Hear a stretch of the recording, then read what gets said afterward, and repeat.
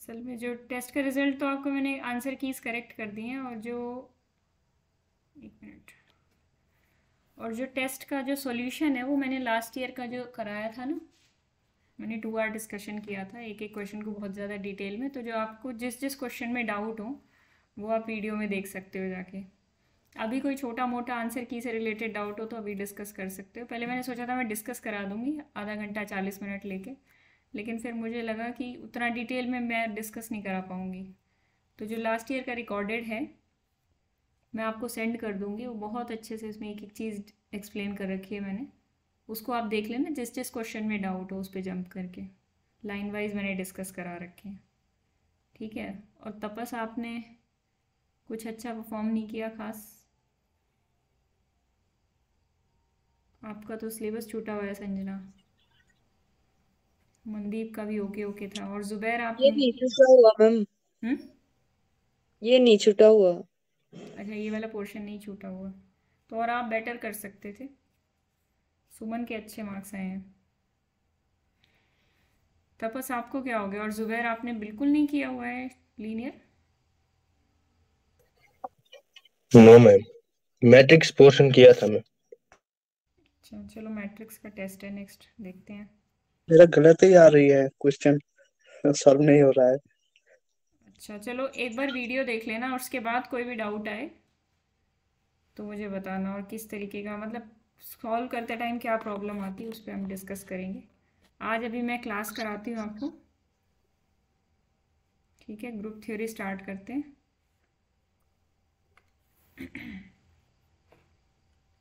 Screen share कर देती हूँ।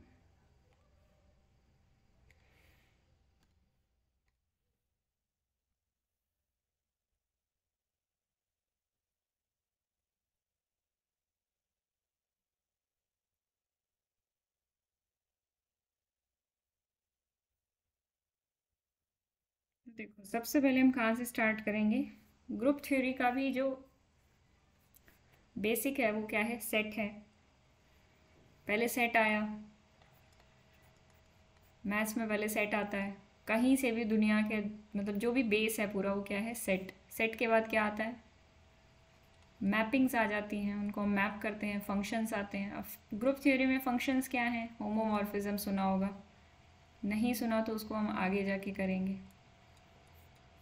तो ऐसे सेट जो कुछ स्पेशल प्रॉपर्टीज सेटिस्फाई करेंगे with respect to some operations, मतलब सेट प्लस ऑपरेशन। अब वो कौन सा सेट होगा, क्या ऑपरेशंस होंगे, वो हम आगे जाके पढ़ेंगे जब हम ग्रुप की डेफिनेशन देखेंगे। अभी एक दो क्लासेस में हम ग्रुप की डेफिनेशन नहीं करने वाले, उसके लिए हम सिर्फ और सिर्फ कुछ खास तरीके के सेट्स देखने वाले हैं। क्योंकि ग्रुप थ्योरी में क्या होगा, कुछ स्पेशल तरीके के सेट्स यूज़ होंगे जो आपने इससे पहले नहीं पढ़े हैं, तो उनके बारे में हम थोड़ा सा जानेंगे। कुछ स्पेशल टाइप के फंक्शंस हैं जैसे ऑयलर्स फंक्शन, इनके बारे में हम जानेंगे। ठीक है, या तो आज के लेक्चर में या कल के लेक्चर में। तो ठीक है, सबसे पहले सेट्स को कवर करेंगे, फिर हम देखेंगे ग्रुप की डेफिनेशन क्या है, और फिर हम देखेंगे कि स्पेशल कुछ पर्टिकुलर ऑपरेशंस के रिस्पेक्ट में कौन कौन से ऐसे सेट्स हैं जो ग्रुप फॉर्म करते हैं।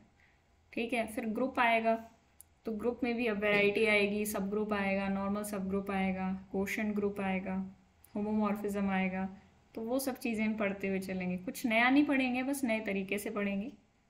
ठीक है, पढ़ना वही सब कुछ है, सेट पढ़ना है, फंक्शंस पढ़ना है, जो हम रियल एनालिसिस में भी पढ़ते हैं और लीनियर अलजेब्रा में भी पढ़ते हैं। लीनियर अलजेब्रा में क्या है, ट्रांसफॉर्मेशंस और फंक्शंस, लीनियर ट्रांसफॉर्मेशंस पढ़ते हैं ना। तो हर जगह बातें वही हो रही हैं, बस अपने अपने स्टाइल में कर रहे हैं। ठीक है, तो ये है ग्रुप थ्योरी का ओवरव्यू जो हम करने वाले हैं जैम के लिए। ठीक है, यहाँ से हम जितना भी ग्रुप थ्योरी कवर करेंगे उसके आप मतलब ये लगा लो कि अच्छे क्वेश्चंस आपके बन जाएंगे, मोस्ट ऑफ द क्वेश्चंस आपके बन जाएंगे जितना हम कवर कर लेंगे। थोड़ा सा मेरे को स्पीड में कराना पड़ेगा क्योंकि टाइम की कमी है। ठीक है, लेकिन चीज़ें आपको सब समझ में आएंगी, उसकी कोई चिंता नहीं है। तो सबसे पहले कुछ स्पेशल सेट्स की बात करते हैं। किसी को कुछ डाउट हो तो पूछ लो, नहीं तो स्टार्ट करें कुछ टॉपिक के रिगार्डिंग। इंटरेस्टिंग लगेगा टॉपिक, ये बात पक्की है। ठीक है, तो चलो स्टार्ट करते हैं बिना किसी देरी के। तो सबसे पहले आपने ये वाला सेट देखा होगा, कौन सा होता है ये? अच्छा हाँ, इसके नोट्स भी मैं साथ के साथ अपलोड करती जाऊँगी, नोट्स भी काफ़ी अच्छे बने हुए हैं, तो आपको नोट्स की टेंशन लेने की ज़रूरत नहीं है। ठीक है, असाइनमेंट्स जो भी साथ साथ होंगे वो बताती चली जाऊँगी आपको। तो सबसे पहले ये सेट है, इसको कौन सा सेट बोलते हैं? नेचुरल नंबर्स का सेट। ये वाला सेट हमारा क्या होता है? इंटीजर्स का। ये सब मेरे को बताने की ज़रूरत भी नहीं है, ये सब आप जानते हो, रैशनल, रियल और कॉम्प्लेक्स नंबर्स। ठीक है, एक बार चेक कर लें रिकॉर्डिंग चल रही है कि नहीं। ठीक है, तो अब ये सारे सेट्स तो हमें पता थे। जैसे कॉम्प्लेक्स नंबर की रिप्रेजेंटेशन मैं आपको याद दिला देती हूँ, a+ib where a and b belongs to r। ठीक है, ये इस तरीके के रिप्रेजेंटेशन हैं, ये सब आपको पता है। अब आते हैं एक स्पेशल सेट पे जो आपने सिर्फ ग्रुप थ्योरी में देखा होगा, क्योंकि इसका ज़्यादातर यूज़ यहीं पे होता है, Zn। तो Zn क्या है? इसको क्या बोला जाता है? Set of integers. एक मिनट,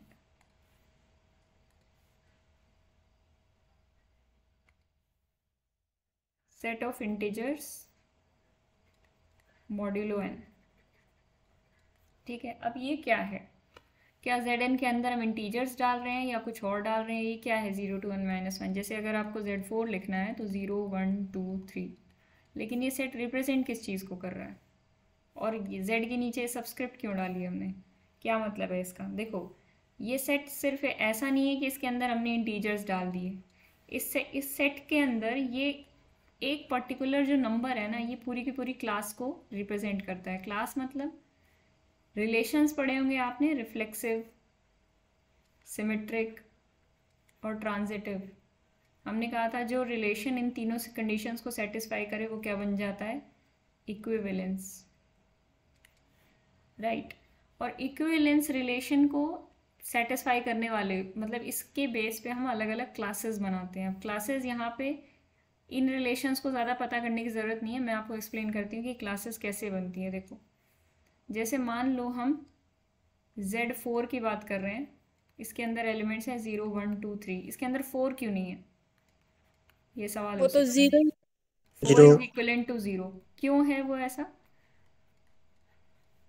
इसका फोर जो से रिमाइंडर यस, किसी भी रिमाइंडर इंटीजर को आप 0 है। उठा लोगे। देखो, Zn की डेफिनेशन क्या है कि आप किसी भी इंटीजर को उठा लोगे, अगर उस मतलब उसका reminder,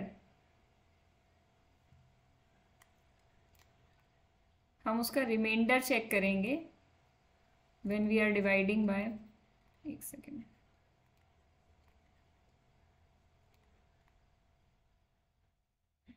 n divide by a, मतलब इस चीज़ का रिमाइंडर हम चेक करते हैं। इसके मैं एक्सप्लेन करती हूँ, देखो कैसे।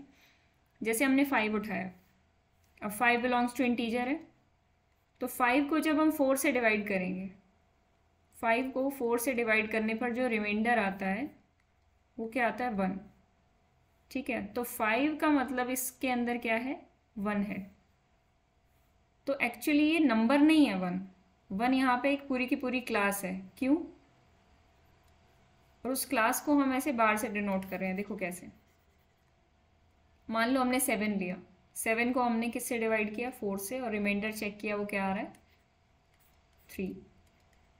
ठीक है, तो अब ये वाला 7 किसकी क्लास के अंदर है? 3 की क्लास के अंदर है। मैं यहाँ पे कुछ लिख देती हूँ जिससे आपको आइडिया लगे। तो इसकी क्लास के, 3 की क्लास के अंदर क्या क्या है? 7 है।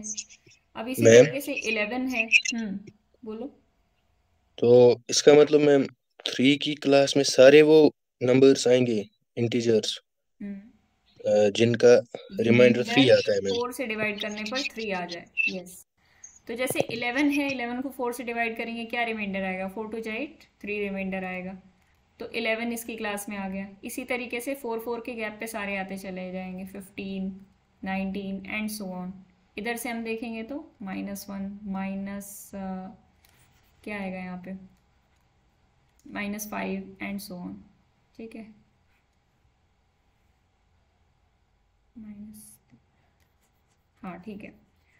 अब इसी तरीके से 2 की क्लास में अगर हम देखें तो कौन कौन से नंबर्स आएंगे जो डिवाइड करने पर 2 रिमाइंडर देते हैं, जैसे कि 6 हो गया, और क्या आ जाएगा 8 आ जा 10 आ जाएगा, और क्या आ जाएगा 14 आ जाएगा, एंड सो ऑन। मतलब 2 बार क्या डिनोट कर रहा है, 2 बार यहाँ पे डिनोट कर रहा है क्लास पूरी की पूरी, ऐसी क्लास जो ऐसे इंटीजर्स को कंटेन करती है जिन इंटीजर्स को हम डिवाइड करें 4 से तो रिमाइंडर 4 आए,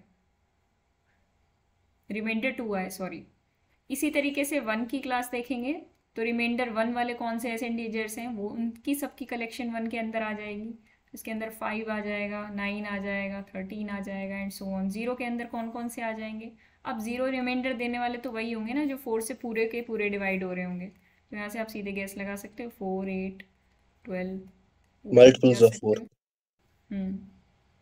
4 के ये मल्टीपल्स आ जाएंगे। तो ये है इसका मतलब Zn के अंदर इंटीजर्स नहीं है, ये पूरी की पूरी क्लास को डिनोट करते हैं, ठीक है। लेकिन इसको डिनोट ऐसे कर दिया जाता है, बार लगाने की बजाय हम सिंपली ऐसे ही डिनोट कर देते हैं ताकि कन्वीनियंस हो, और कुछ नहीं है। बार डिनोट करोगे, बार से मतलब जब डिनोट करते हैं तो थोड़ा सा देखने में डिफरेंस समझ में आता है। इसको जब हम बार हटा देते हैं यहाँ पे तो देखने में कुछ कन्फ्यूजन होता है, लेकिन हमें पता है कि क्लासेस को डिनोट कर रहे हैं, ठीक है। तो अब सवाल ये आता है कि क्या Zn Z का सबसेट है इंटीजर्स का? Yes ma'am.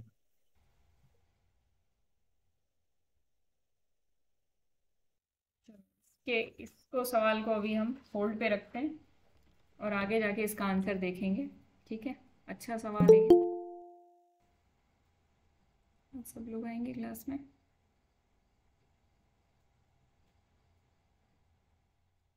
ठीक है, Zn के बारे में हमें पता चल गया। अच्छा, Zn की कार्डिनैलिटी क्या होती है, कितने उसके, ये सब चीज़ें बहुत अच्छे से लिखी हुई हैं नोट्स में, तो आप अपनी रेफरेंस के लिए थोड़ा बहुत लिख सकते हो ताकि आप थोड़ा एक्टिवली पढ़ पाओ।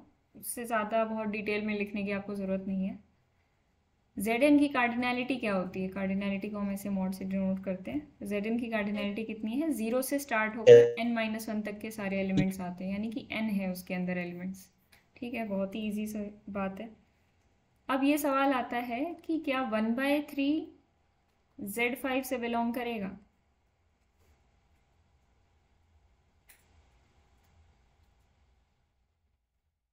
वन बाई थ्री Z5 से कब बिलोंग कर सकता है?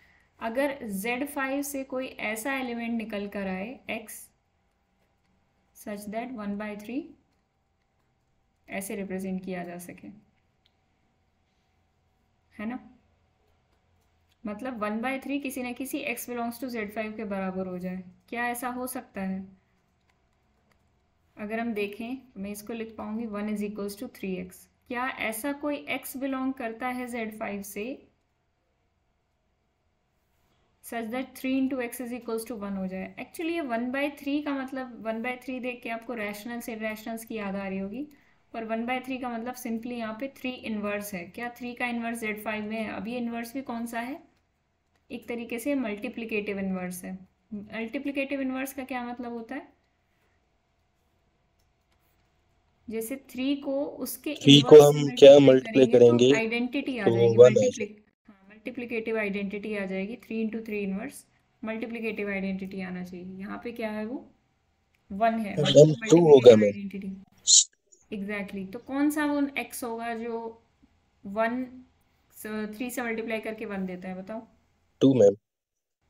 2 दे देगा, 3 × 2 क्या हो जाएगा, 6 हो जाएगा, ठीक है। 6 और 6 is divide by equal to 1, 5। यस मैम। 6 मतलब 1, ठीक है। सिंपल सी लैंग्वेज में 6 मतलब 1 Z5 के अंदर। तो इस तरीके से हमें चेक करना है। अगर हमसे कोई पूछ ले कि 1/3 Z5 में आता है कि नहीं आता, अगर मैं आपसे पूछूँ 2/4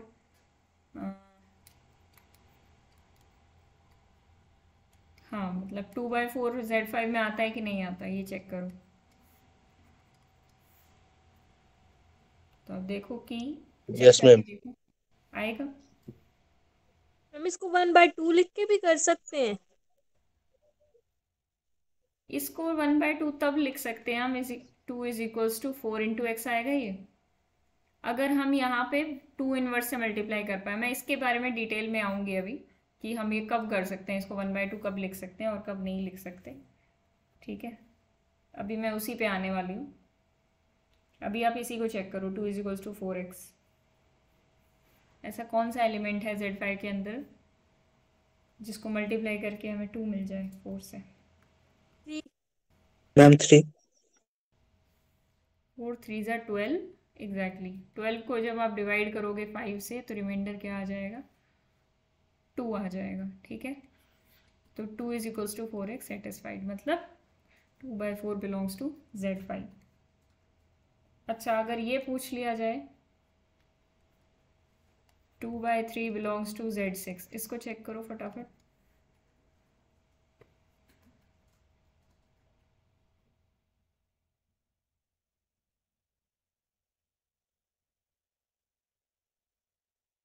नहीं होगा मैम। नहीं होगा। 2 = 2/3 = x। क्या ऐसा कोई x एग्जिस्ट करता है? नहीं होगा। No ma'am. नहीं होगा। 3x = 2 होना चाहिए। वैसे आप देखो, यहाँ पे सारे एलिमेंट्स रख रख के देखो Z6 के। 3 × 0 क्या हो जाएगा? 0। 3 × 1 3 हो जाएगा। 3 × 2 क्या हो जाएगा? फिर से 0। 0। और 3 × 3 क्या हो जाएगा? 3 हो जाएगा। 3 × 4 क्या होगा? 0। 0। 3 × 0। 5 क्या हो जाएगा? 3 × 5 = 15, 3 आएगा। 3। 3 हो जाएगा। और 6 तो इसके अंदर 0 ही है। मतलब यही 5 एलिमेंट्स हैं, मैंने सबके लिए चेक कर लिया। सबके लिए क्या आ रहा है? इधर 0 और 3, इधर 0 और 3। ऐसा क्यों हो रहा है? ऐसा इसलिए हो रहा है, ये जो 3 था डिवीजन में, इस 3 का इस 6 के साथ GCD 1 नहीं था। मान लो इस 3 का इस 6 के साथ GCD 1 होता, मतलब 6 के साथ नहीं। जैसे मैंने 2/3 बिलोंग्स टू Z7 पूछती तो 3 और 7 का GCD यहाँ पर 1 था। अब अगर आप इसको चेक करते, क्योंकि मैंने पहले जो सवाल पूछा था 2/4 बिलोंग्स टू Z5, 5 का तो सबके साथ ही GCD 1 आता है खुद को छोड़ के। तो क्या था वहाँ पे? 5 और 4 का GCD 1 था, 5 और 3 का GCD 1 था। यहाँ पे जैसे 2/3 और Z7 की बात करें तो 3 और 7 का GCD 1 है। तो ऐसे केसेस में क्या होता है, ये सारे एलिमेंट्स को कवर कर लेता है। लेकिन यहाँ पर GCD क्या था? 1 नहीं था। तो ये क्या करेगा? इस पे भी हम बहुत ज़्यादा डिटेल में पढ़ने वाले हैं कि कब इस तरीके के, मतलब कितने डिफरेंट टाइप्स ऑफ रिजल्ट ये दे सकता है। जैसे यहाँ पे 2 डिफरेंट टाइप्स ऑफ रिजल्ट्स देख पाए, ठीक है। तो कब कैसे रिजल्ट्स देता है, इस पे भी हम आगे बहुत डिटेल में बात करेंगे। तो कहने का मतलब मैम है, जब इनका GCD 1 नहीं होगा। मैम हम्म मतलब जब GCD 1 होगा तो x की वैल्यू जब हम देंगे फिर मल्टीप्लाई करेंगे तो हमें Zn की सारी वैल्यूज आएंगी। हम्म ओके मैम। बेसिकली इससे थोड़ा सा जनरलाइज्ड बात बताती हूँ मैं आपको। जैसे B/A है, B/A Zn से तभी बिलोंग करता है if and only if GCD 1 की भी बात नहीं करेंगे, क्योंकि अगर B 1 नहीं है तो फिर हम GCD 1 की बात नहीं कर सकते। यहाँ पे हम क्या बोलेंगे? B/A belongs to Zn if and only if GCD of An divides B। यानी कि जैसे 2/3 था, 2/3 हमने चेक किया Z6 से बिलोंग कर रहा है कि नहीं कर रहा? नहीं कर रहा था। क्यों नहीं कर रहा था? क्योंकि 3 और 6 का जो GCD था वो 3 था और 3 2 को डिवाइड नहीं करता था। प्रॉब्लम ये थी यहाँ पे, ठीक है। वहाँ मैं थोड़ा सा गड़बड़ बोल गई कि इसका GCD 1 होना चाहिए। 1 तब होना चाहिए जब 1/समथिंग आप चेक कर रहे हो, जैसे 1/6 चेक कर रहे हो Z8 में। तो अभी क्या इससे बिलोंग करेगा? आप चेक करोगे कि 6 और 8 का GCD क्या है? 2 है। क्या 2 1, मतलब 1 तो नहीं आया। 1 = 1 क्यों बोलते हैं हम? कि क्योंकि इनका जो GCD है वो डिवाइड करना चाहिए न्यूमरेटर को। क्या न्यूमरेटर को डिवाइड कर रहा है? नहीं कर रहा। इसका मतलब ये बिलोंग नहीं करेगा। तो बिलोंग कब करेगा? If and only if GCD of An divides the numerator. ये क्या है? हमारा न्यूमरेटर, ठीक है। तो ये चीज़ हमेशा गलत नहीं होगी। 2/3 बिलोंग्स टू, मान लेते हैं किसी ने हमसे पूछ लिया होता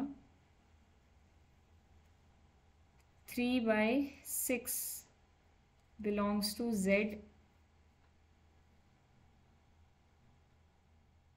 Z9। हाँ, अब बताओ ये बिलोंग करेगा कि नहीं? GCD यस मैम, कर जाएगा। इन यस दोनों मैम, का GCD लेंगे, वो क्या आ रहा है? 3 आ रहा है, और 3 3 न्यूमरेटर को डिवाइड कर रहा है, बिल्कुल कर रहा है, तो ये चीज़ ट्रू हो जाएगी। ठीक है, तो सिंपल सी चीज़ अभी आपको क्या याद रखनी है कि B बाय तभी ZN में बिलोंग करेगा जब A और N का GCD B हो जाए, B को डिवाइड करे। ठीक है, तो ये है बहुत ही इंपॉर्टेंट रिजल्ट, इसको आपको ध्यान में रखना है। और जब आप एग्जाम्पल से करने लग जाते हो चीज़ों को तो आपके दिमाग में वो बैठ जाती हैं, तो उतनी कोई चिंता की बात नहीं है। जब भी आप एग्ज़ाम में कर रहे हो तो आपको बस 1-2 एग्जाम्पल्स दिमाग में लाने हैं और दिमाग में आराम से, मतलब वैसा अगर आप भूल भी गए हो रिजल्ट तो भी कोई चिंता की बात नहीं है, एग्जाम्पल्स दिमाग में लाओगे याद आ जाएगा।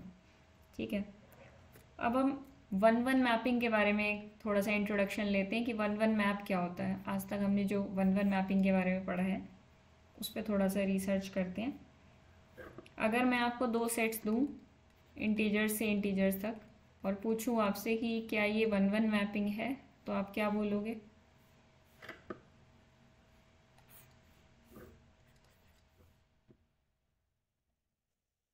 1-1 है वन कि वन नहीं? हो हाँ मैम, है। है। कैसे चेक करेंगे? tx is equals to T Y रखते थे हम, हाँ, 2x x equal is to Y equals to दिखाना। 2y।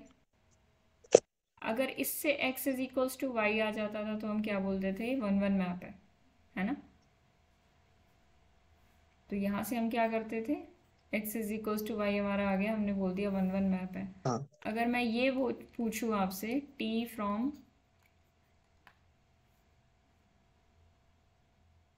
Z4 to Z4 tx is equals to 2x, क्या ये 1-1 मैप है? आप क्या बोलोगे? नहीं है मैम, वो तो 1/2 Z4 पे नहीं है। 1/2 Z4 में नहीं है। 1/2 Z4 में होता तो क्या होता?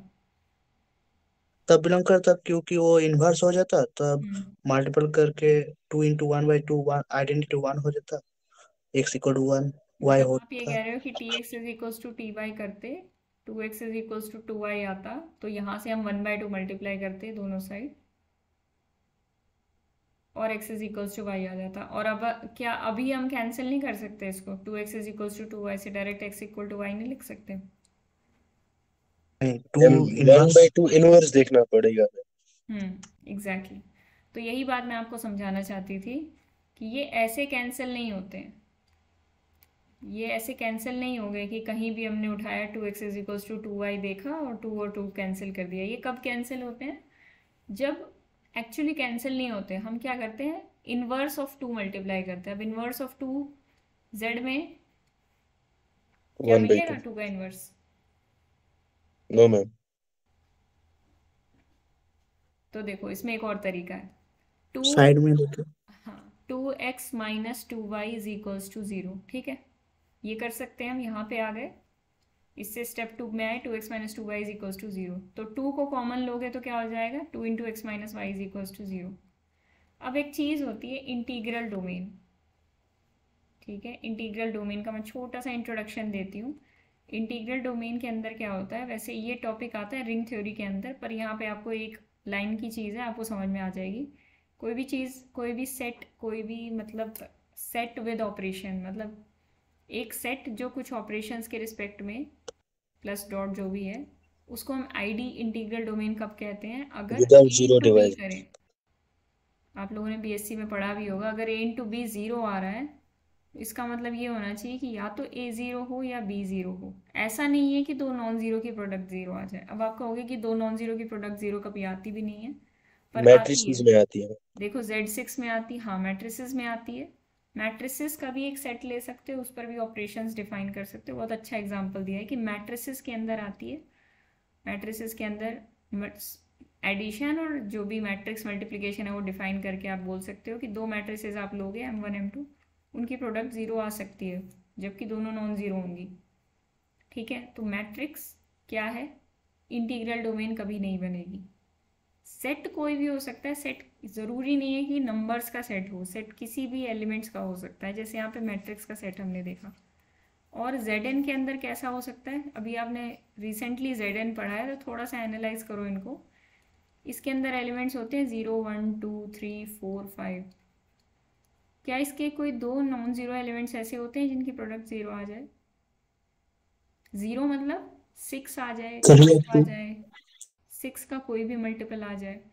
तो देखो 2 और 3 ऐसे नंबर्स हैं जिनकी प्रोडक्ट 6 आती है, विच इज़ इक्वल टू 0। यानी कि दो नॉन ज़ीरो नंबर्स लिए थे, 2 और 3 ज़ीरो नहीं है। ज़ीरो क्या है इसके अंदर, उस बात को भी ध्यान से समझो। 6 12 18 6 के जितने 4 और मल्टीपल्स हैं 3 भी है ना, पूरे। 4 और 3। हाँ बिल्कुल, 4 और 3 की भी प्रोडक्ट ज़ीरो आएगी, 4 इंटू 3। ठीक है, तो मेरे कहने का क्या मतलब है, जो ज़ीरोज़ हैं वो क्या हैं, 6 के मल्टीपल्स हैं। 2 और 3 ज़ीरो नहीं थे, 4 और 3 ज़ीरो नहीं थे, लेकिन फिर भी इनकी प्रोडक्ट क्या आ रही है, ज़ीरो आ रही है। तो मतलब ये ऐसी पॉसिबिलिटी भी होती है, तो ये इंटीग्रल डोमेन नहीं है।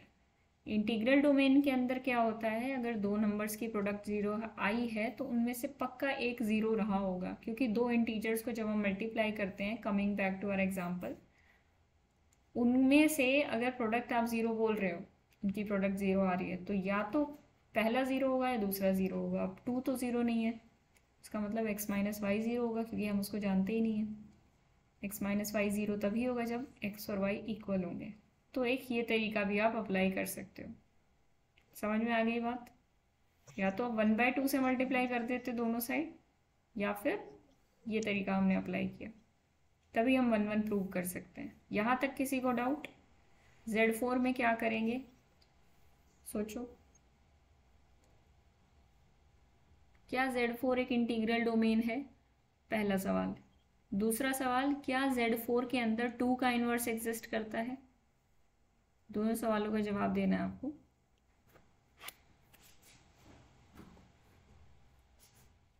इंटीग्रल डोमेन तो नहीं है। नो मैम, 2 का इनवर्स एग्जिस्ट नहीं करता। 2 का इन्वर्स एग्जिस्ट नहीं करता, और इंटीग्रल डोमेन क्यों नहीं है और 2 का इन्वर्स एग्जिस्ट नहीं करता? चलो वो तो ठीक है। 2 का 2 इन्वर्स इंटू 2 एग्जिस्ट नहीं से करना चाहिए, कैसे चेक किया, उस पर भी आते हैं। 2 का इन्वर्स या तो 0 होगा, 2 का इन्वर्स या तो 1 होगा, 2 का इन्वर्स या फिर 2 होगा, या फिर अच्छा 3 भी होगा, क्योंकि Z4 की बात कर रहे हैं ना। तो 2 का इन्वर्स जो होगा वो ऐसा होना चाहिए कि उससे मल्टीप्लाई करके 1 आ जाए। तो 2 को 0 से मल्टीप्लाई करके 0 आएगा, 1 से मल्टीप्लाई करके 2 आएगा, 2 से मल्टीप्लाई करके फिर से 0 आएगा, और 3 से मल्टीप्लाई करके फिर से 2 आएगा। 1 तो नहीं आ रहा किसी केस में, तो मतलब इसका इनमें से तो कोई इन्वर्स नहीं है, और यही सारे पॉसिबल एलिमेंट्स हैं। इसका मतलब inverse of 2 does not exist. यहाँ तक किसी को कोई डाउट है? No ma'am. चीज़ें बदल रही हैं थोड़ी सी, इन्वर्स देखने का तरीका बदल रहा है, क्योंकि हम Zn की बात कर रहे हैं। Zn के बिना ग्रुप थ्योरी को इमेजिन भी नहीं कर सकते आप, इसलिए आपको पहली क्लास में समझाया जा रहा है। संजना, मनदीप, क्लियर है? Yes ma'am. इंद्रजीत, समझ आ रहा है? हाँ मैम। ठीक है, समझ आ रहा है तो कुछ जवाब दो, नहीं समझ में आ रहा तो कुछ पूछो। चुप होके मत बैठो, ऐसा लग रहा है कि आप लोगों को नींद आ गई, वैसे भी रात का समय है। तो मैम ये रात होगी को ज्यादा रहते हैं, क्या? रात को ज्यादा एक्टिव रहते हैं दिन की बजाय। आप लोग ज़्यादा एक्टिव रहते हो, मैं सोने लग जाती हूँ रात में। वो तो मुझे बोलना पड़ रहा है तो शायद मुझे नींद ना आए, शायद। नहीं तो अगर मैं क्लास में बैठी होती, सुन रही होती टीचर को, तो मैं तो सो चुकी होती। खैर, तो ये हो गई आईडी की बात। तो आईडी को नहीं भूलना है हमें, वो भी सब कुछ नोट्स में लिखा हुआ है, चिंता की बात नहीं है, भूलोगे भी नहीं, पढ़ लोगे एक बार। इस क्लास से जाके नोट्स को अच्छे से पढ़ लेना, और जो थोड़े बहुत क्वेश्चंस मैं दूंगी वो कर लेना। ग्रुप थ्योरी आराम से हो जाएगा, ठीक है। जिसके एग्ज़ाम्स चल रहे हैं बस नोट्स पढ़ लेना अभी के लिए, प्रैक्टिस थोड़ी थोड़ी बाद में हो जाएगी, क्योंकि ग्रुप का ऐसा नहीं है कि बहुत ज़्यादा डिफ़िकल्ट आता है, आपको बहुत ज़्यादा सोचने की ज़रूरत पड़ेगी। रियल एनालिसिस में आपको बहुत सोचना पड़ेगा, ठीक है। ग्रुप के जो एक दो डिफ़िकल्ट क्वेश्चन आएंगे उनको छोड़ भी सकते हो, ठीक है। ऐसा नहीं कि हर क्वेश्चन हमें जीत के आना है एग्ज़ाम में। एग्ज़ाम इज़ ऑल अबाउट कैसे मैक्सिमम स्कोर करना है, तो उसके अपने अपने तरीके होते हैं। तो ग्रुप थ्योरी को थोड़ा लाइटली लो। लाइटली लेने का मतलब, कहने का मतलब मेरा ये है कि ईजिली हो जाएगा, डरने की ज़रूरत नहीं है, ठीक है। जितने क्वेश्चंस प्रैक्टिस कर सकते हो करो, लेकिन टाइम नहीं है तो अभी नोट्स पढ़ लो। तो देखो, मेरे को जल्दी से फटाफट से ये बता दो कि ये मैपिंग 1-1 है कि नहीं है, उसके बाद मैं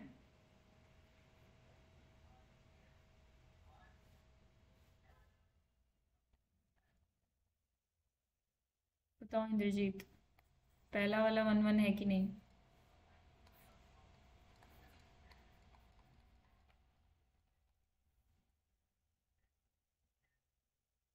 जिसको कुछ नहीं आता, जिसको कुछ समझ में नहीं आ रहा, वो ये कर सकता है। देखो क्या कर सकते हो, मैंने फाइनाइट सेट दिए हैं। 1-1 होने का मतलब क्या है?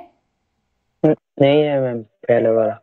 हाँ, थोड़ा सा लेबर वर्क कर लिया करो अगर चीज़ें समझ में नहीं आ रही है। 4 × 0 0, 4 × 1 4, 4 × 2 8, 4 × 3 2।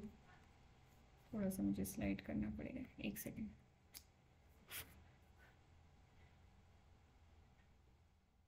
ठीक है, नेक्स्ट क्या आ जाएगा? 6। नेक्स्ट क्या आएगा? 0 आ जाएगा, ठीक है। इसके बाद ही रिपीट होना स्टार्ट हो जाएगा। 24 4, फिर 8 आएगा, फिर 2 आएगा, फिर 6 आएगा। तो क्या हो रहा है, कितने एलिमेंट्स कवर हो रहे हैं देखना यहाँ पे। फिर 2 के बाद फिर से 6 आएगा, ठीक है। ये हो गए हमारे कवर। ये 7 की इमेज आएगी, ये 8 की, और ये 9 की, ठीक है। तो देखो 0 एक बार आया, 2 बार आया, 4 एक बार आया, 2 बार आया, 8 एक बार आया, 2 बार आया, 2 एक बार आया, 2 बार आया, ठीक है। 6 एक बार आया, फिर से एक बार आया। तो मतलब every element is being repeated 2 times, ठीक है। दिख रहा है आपको यहाँ पे, हर एलिमेंट 2 बार रिपीट हो रहा है। इस तरीके के मैप को हम क्या कहते हैं? 2 कॉपी मैप। इसको क्या बोलेंगे हम? 2 कॉपी मैप, ठीक है। 1-1 को क्या बोलते हैं? 1 कॉपी मैप, क्योंकि 1-1 का मतलब क्या होता है कि एक एलिमेंट जब इमेज बन रहा है तो एक ही बार बनेगा, मल्टीपल टाइम्स नहीं। मतलब 2 एलिमेंट्स की सेम इमेज नहीं हो सकती, हर एलिमेंट की डिफरेंट डिफरेंट इमेज होनी चाहिए। तो इस तरीके के मैप को हम क्या बोलते हैं? 2 कॉपी मैप। अब एक बार इधर चेक करना आप, Tx = 2x कैसा बन रहा है, ये आपका होमवर्क है। ये कितने कॉपी मैप बन रहा है, 2 कॉपी 3 कॉपी जितना भी है। और थर्ड वाला आपको अभी बताना है कि क्या ये 1-1 है। है मैम इसमें मल्टीप्लिकेटिव इनवर्स देखना है मैम। बिल्कुल। मैम अभी मैंने 4 क्या का तो नहीं है मैम हाँ, मल्टीप्लिकेटिव इनवर्स जो अभी आपने किया। 4 का मल्टीप्लिकेटिव इन्वर्स नहीं है, इसीलिए तो ये 1-1 नहीं बना। 2 कॉपी मैप बना ना। 2 कॉपी मैप का मतलब 1-1 नहीं है। 1-1 का मतलब 1 कॉपी मैप। 4 का इन्वर्स नहीं है। 4 का इन्वर्स मतलब क्या? देखो सिंपल सा एक फैक्ट है कि अगर 1/4 बिलोंग करेगा Z10 में, तब तो ये 1-1 हो जाएगा, है कि नहीं?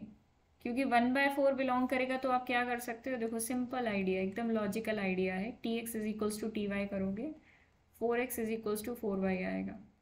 अगर 1/4 बिलोंग करता तो दोनों साइड मल्टीप्लाई करते और x = y आ जाता। पर अभी ऐसा नहीं कर सकते हो क्योंकि उसका इन्वर्स बिलोंग नहीं करता है। इसीलिए हम चेक करते हैं कि क्या 1/4 Z10 में बिलोंग करेगा। और उसका तो तरीका मैंने इसमें आपको बता रखा है कि 4 और 10 का जी मैम GCD चेक करो। वो GCD 1 को डिवाइड करना चाहिए, यानी 1 आना चाहिए। 1 को डिवाइड करना मतलब 1 ही आ जाना। तो GCD ऑफ 4 और 10 क्या है? 2 आ रहा है, विच डज नॉट डिवाइड 1, इसलिए ये 1-1 नहीं होगा। तो जो क्राइटेरिया मैंने अभी आपको बताया था कि b by belongs to Z n और नॉट, वो अब यहाँ पर अप्लाई हो रहा है 1 1 चेक करने के लिए। चीज़ें कनेक्ट हो पा रही हैं? बस मैम अब कितना 3x है, is equal to 3x, t of x is equal to 3x is a 1 1. This हाँ इज 1 1। यस, दिस इज 1 1, क्योंकि 1/3 का जो मतलब, हाँ 3 का जो इन्वर्स है 1/3 जिसको हम रिप्रेजेंट कर रहे हैं, ये सिर्फ एक रिप्रेजेंटेशन है। अब ये मत सोच लगना 1/3 इज इक्वल टू 0.333, नहीं, ये 1/3 3 के इन्वर्स का रिप्रेजेंटेशन है जेड एन में, ठीक है। तो 1/3 क्या बिलोंग कर रहा है जेड एन से? बिल्कुल कर रहा है, क्यों जेड 10 से, क्योंकि 3 और 10 का जीसीडी 1 है। डायरेक्टली हमने चेक करके बता दिया। तो सिंपल सी चीज़ है। अब मैम ये यहाँ पर 1/3 इक्वल्स टू 7 होगा। 1/3 इक्वल्स टू 7, यस। 7 के अलावा कुछ हो सकता है, ये भी चेक करो आप। No ma'am. पॉसिबिलिटी होती है, देखो अभी मैं आपको एग्जांपल दूं, अगर 1/3 बिलोंग्स टू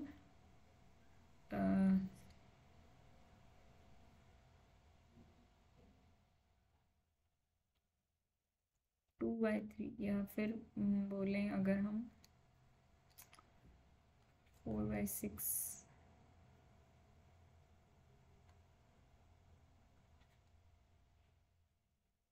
हाँ इसमें आप चेक कर सकते हो कि इसके एक सॉल्यूशन आएगा या एक से ज़्यादा सॉल्यूशन आएगा। कई बार एक से ज़्यादा सॉल्यूशंस भी आते हैं, ऐसा नहीं कि यूनिक ही आएगा। मतलब 4/6 मल्टीपल वैल्यूज़ के इक्वल हो सकता है। तो आप इसको चेक करोगे, 4 इज इक्वल्स टू 6x, मुझे लग रहा है कि यहाँ पे मल्टीपल वैल्यूज़ के इक्वल आएगा। 6 1 6 0 जा 0, 6 1 जा 6, 6 मतलब 2, 6 2 जा 12,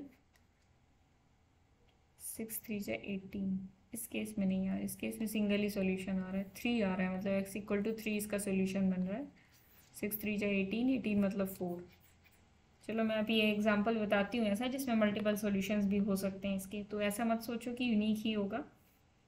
ये एग्जांपल देखते हैं इसका, ठीक है। अब Z6 में क्या ये 1 1 हो जाएगा? ये आप देख सकते हो easily. Tx is equals to 5x, क्या ये 1 1 हो जाएगा? मैम x इक्वल टू 2 होगा ना, और 4 equal to 6x। x equal to 2 क्यों होगा? क्योंकि x इक्वल टू 2 रखोगे तो क्या होगा? 6 2 जा 12, 4 इज इक्वल्स टू 12, 12 तो मतलब 0 हो गया ना उसमें। अच्छा 4 तो 0 ही हो, 4 गड़बड़ हो गया, 4 नहीं होना चाहिए ऊपर। 2/6 को आप चेक करो, हाँ ठीक है। हाँ 4 तो मतलब 0 ही हो गया, तो 0, ये 0 ही बन जाता मतलब अगर 4 ऊपर होता तो 2 इज इक्वल्स टू 6x का सॉल्यूशन क्या हो जाएगा? 1 हो जाएगा, x इक्वल टू 1 तो हो ही जाएगा। और उसके अलावा क्या हो जाएंगे?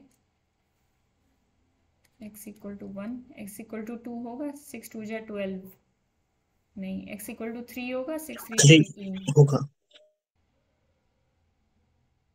हम्म, हाँ मैम। अच्छा हाँ ठीक है, 4 4 जा 16 में कुछ गलत ही सोच रही थी। तो देखो दो सॉल्यूशन निकल के आए ना। अब ये कितने निकल के आएंगे इस पे भी मैं अभी बात करती हूँ। चलो अभी मैं बता ही देती हूँ आपको। देखो x इक्वल टू 1 और x इक्वल टू 3, इसके दो सॉल्यूशंस निकल के आए हैं। 2/6 1 भी है, 2/6 3 भी है। a बाय b के कितने सॉल्यूशंस निकलते हैं? देखो a by b belongs to Z n, ये तो मैंने आपको बता ही दिया कि b और n का जीसीडी अगर a को डिवाइड करता है तो सॉल्यूशन आएगा। और अगर जो सॉल्यूशन आया, मतलब यहाँ पे जो इन दोनों का जीसीडी आया, b और n का जो जीसीडी आया, नंबर ऑफ सॉल्यूशंस क्या होंगे? उतने ही होंगे। तो number of solutions is equals to GCD of b and n, ठीक है। तो यहाँ पर 6 और 4 का जीसीडी कितना था? 2 था। तो नंबर ऑफ सॉल्यूशंस इस केस में कितने आ गए? 2 आ गए, ठीक है।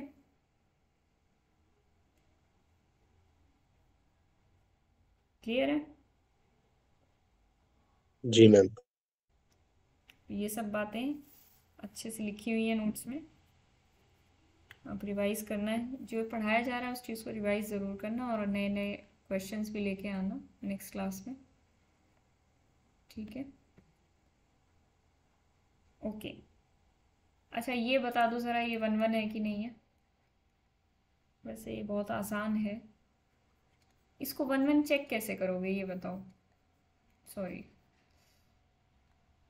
T x is equals to x square, इसको चेक करने का क्या तरीका होगा? 1 1 बिल्कुल बेसिक तरीका।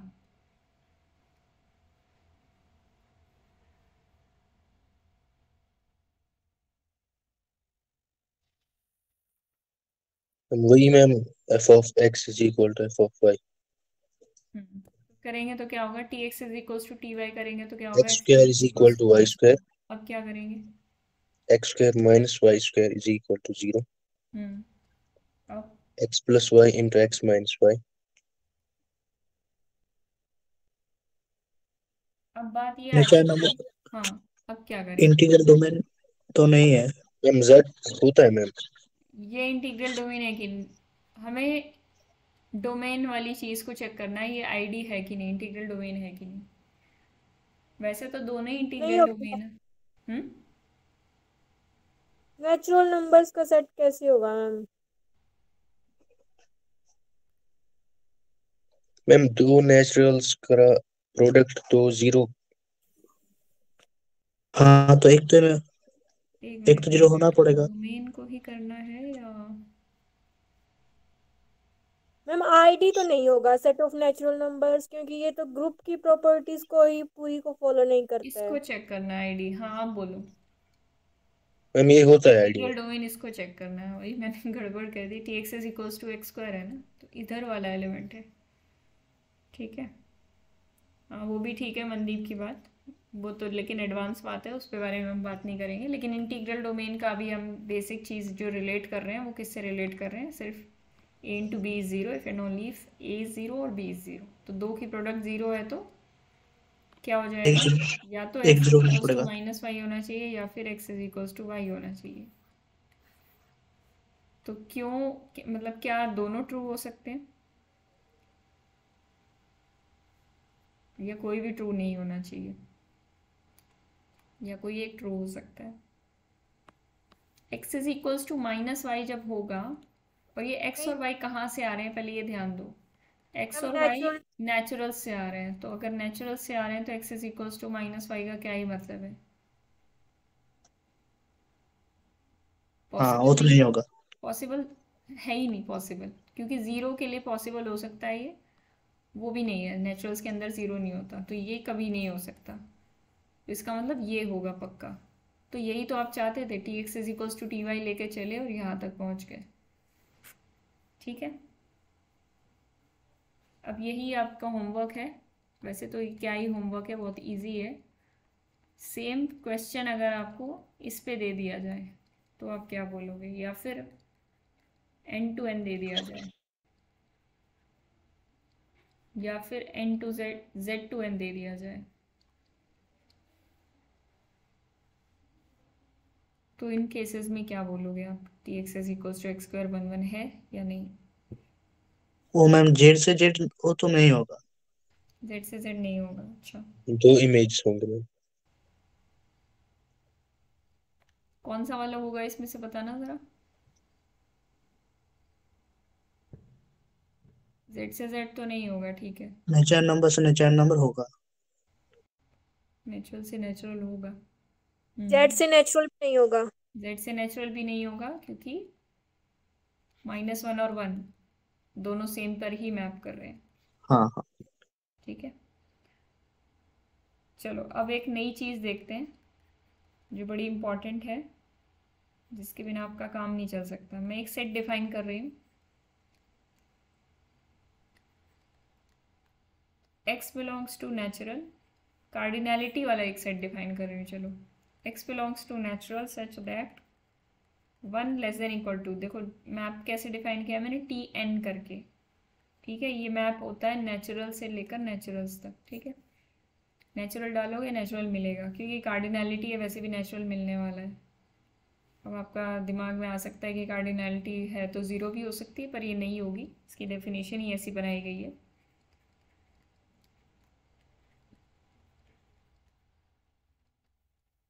इस सेट की कार्डिनैलिटी की बात कर रखी है। कौन सा सेट है ये? वो सारे नेचुरल नंबर्स का सेट है जो 1 से n के बीच में लाई करेंगे। मतलब T2 की अगर बात की जाए तो क्या होगा? वो सारे नेचुरल नंबर्स का सेट है जो 1 और 2 के बीच में लाई करें। ऐसे कौन से होते हैं? x इज इक्वल वन ही टू होती 1। जब कोई भी 1 चीज़ समझ में ना आए, देखो ये देखने में काफ़ी भयंकर सी डेफिनेशन लग रही है, लेकिन कोई भी चीज़ एग्जाम में भी समझ में नहीं आती तो उसको ब्रेक डाउन कर लिया करो छोटे में, क्योंकि कई बार बहुत बड़ी स्टेटमेंट्स आ जाती हैं और बड़ी स्टेटमेंट्स हमसे पढ़ी नहीं जाती हैं। ऐसा आपके कल के टेस्ट में भी हुआ होगा शायद। वैसे तो उसमें कुछ खास बड़ा था नहीं कहीं पे, लेकिन आप जब मैं टेस्ट देती थी तो मुझे घबराहट होती थी बड़ी बड़ी स्टेटमेंट्स पढ़ने में, तो मैं छोटी स्टेटमेंट्स पे फोकस किया करती थी। लेकिन वो एक्चुअल में अगर हम उनको ब्रेक डाउन कर लेंगे तो समझना आसान हो जाता है।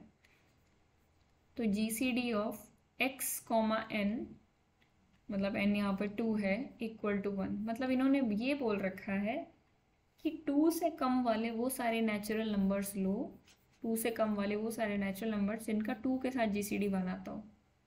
तो क्या 1 का 2 के साथ GCD 1 होता है? बिल्कुल। तो क्या 2 का 2 के साथ GCD 1 होता है? बिल्कुल भी नहीं।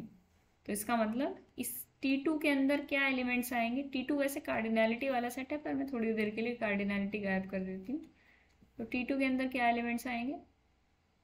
1 1। T2 इज अ सेट, ठीक है। ऐसे T2 तो खैर एक सेट बन रहा है यहाँ पे, लेकिन वो वाला एक मैप था, तो अभी के लिए इसको सेट की तरह देख लो, ठीक है। अगर मैं कार्डिनैलिटी दोनों तरफ लगा दूंगी तो वो एक मैपिंग बन जाएगी। तो जैसे T3 अगर निकालना हो तो T3 कैसे निकालेंगे? आप लोग मुझे निकाल के बताओ।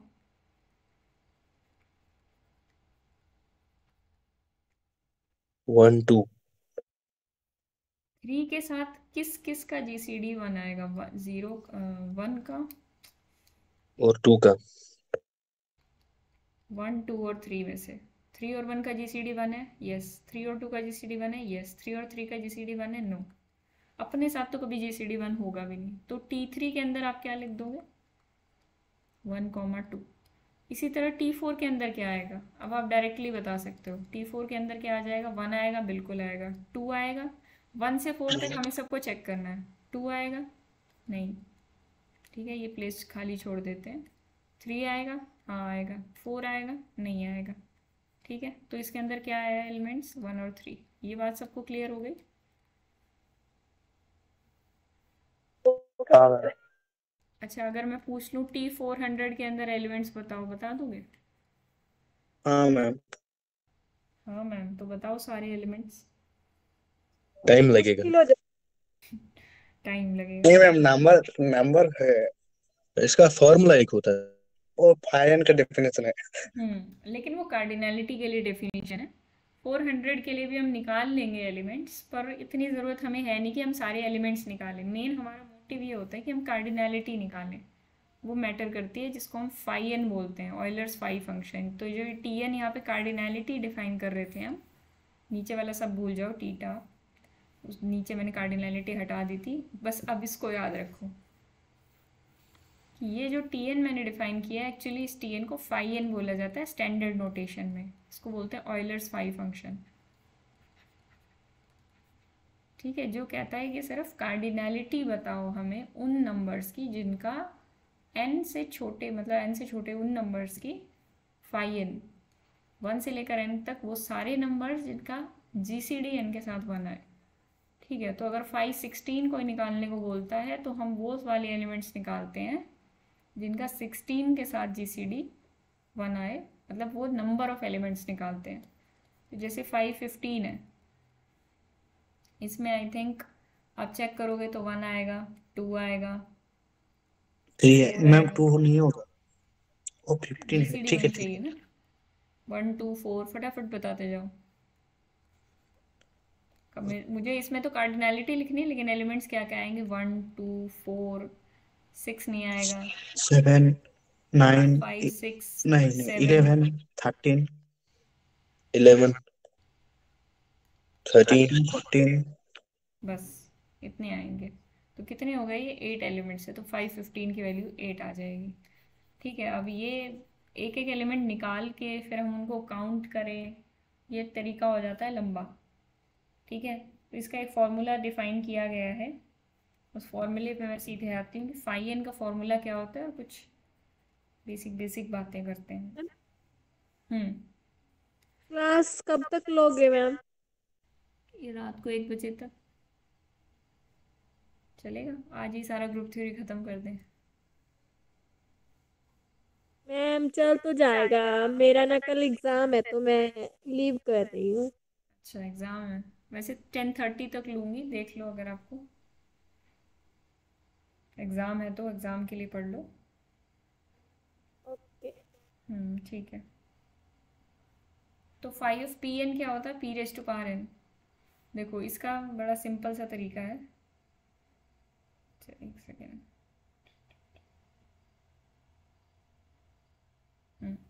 ठीक है, इसका फॉर्मूला क्या होता है, मतलब 5 ऑफ जैसे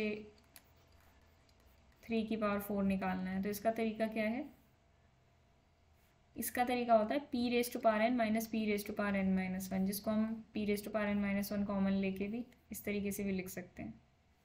ठीक है, दूसरा फॉर्मूला जो बताया गया, अब इससे तो काम चलेगा नहीं, हमेशा थोड़ी प्राइम⁻n टाइप का आपसे पूछा जाएगा, आपसे 5/15 भी पूछा जा सकता है, विच इज़ 5/3 × 5/5। ठीक है, 5/3 × 5। तो अब इसको कैसे निकालेंगे, उसके लिए उन्होंने बताया कि m × n 5/m × 5/n होता है, जहाँ पर m और n रिलेटिवली प्राइम नंबर्स हैं, मतलब m और n का GCD 1 है। अगर m और n का GCD 1 है तो 5/m, mn क्या होता है, 5/m × 5/n। ये केवल 2 फॉर्मूले हैं जिनसे आपके सारे 5s निकल जाएंगे। ठीक है, जैसे आपको 500 निकालना है, सिर्फ कार्डिनैलिटी है, इन दोनों फार्मूलाज का यूज़ किया जा सकता है। तो पहले इसका प्राइम फैक्टराइजेशन करते हैं, कुछ भी दे रखा है पहले इसका प्राइम फैक्टराइजेशन करो, ताकि हम ये दोनों फार्मूलाज अप्लाई कर पाएँ। तो 100 का प्राइम फैक्टराइजेशन क्या होता है, 2² × 5²। ठीक है, थोड़ा सा प्रैक्टिस के साथ जल्दी जल्दी होने लगेगा। 100 का तो वैसे याद ही हो जाता है, 200, 1000 ये सब 2 और 5 की पावर्स में होते हैं। तो अब इनका और इनका GCD 1 है, प्राइम फैक्टराइजेशन हमने कर दिया है, तो इसको हम ब्रेक कर सकते हैं। ब्रेक करने के बाद क्या हो जाएगा, 5/2²। अब प्राइम का स्क्वायर है, प्राइम की पावर्स में है, तो इसको कैसे लिखेंगे, 2² माइनस 2⁻2−1 इंटू 5² माइनस 5⁻2−1। ठीक है, ये क्या आ जाएगा, 2 आ जाएगा, और ये क्या आ जाएगा, 20 आ जाएगा। हाँ ठीक है, 20 आ जाएगा, तो ये कितना बन गया, 40। बात समझ में आई कैसे सॉल्व करना है?